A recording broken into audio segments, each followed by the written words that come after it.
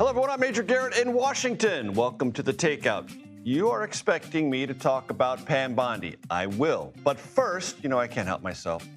Let me mention Edmund Randolph, our nation's first Attorney General. Randolph represents two enduring standards for the Attorney General. The first, a close relationship with the President. Randolph, a Virginian like George Washington, was also vital to Federalist priorities that prevailed at the Constitutional Convention.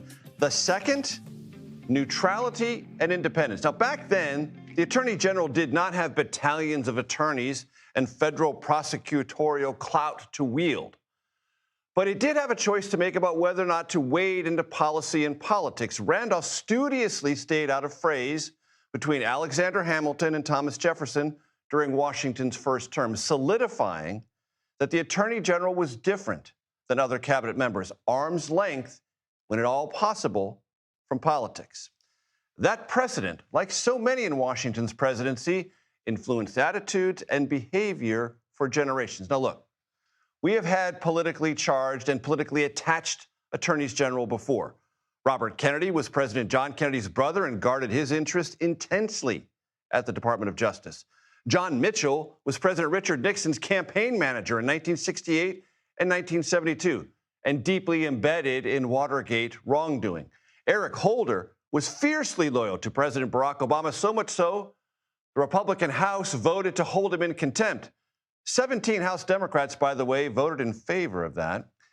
But no attorney general, and it's not close, was more loyal to the president than Pam Bondi. She brought him to the Justice Department and declared that department basically worked for him. A rhetorical compromising of independence soon followed by investigations and attempted prosecutions that hewed so closely to public instructions from the president that any sense of discretion dissolved. Often, and this is important, in ways that undermined the cases themselves. Grand juries refused to indict, charges were reduced or dropped entirely. Thousands of career lawyers left the DOJ, unwilling to bend to these new dictates. Bondi's handling of the Epstein files was, by any measure, unserious. The preparation of binders handed to conservative influencers at the White House last year was a farce. Comments about Jeffrey Epstein's client list being released, well, as the kids say, did not age well. It's sitting on my desk right now to review. That's been a directive by President Trump. I'm reviewing that. I'm reviewing JFK files, MLK files. That's all in the process of being reviewed because that was done at the directive of the president from all of these agencies. The Justice Department has not complied in full with the Epstein Transparency Act, the one President Trump signed.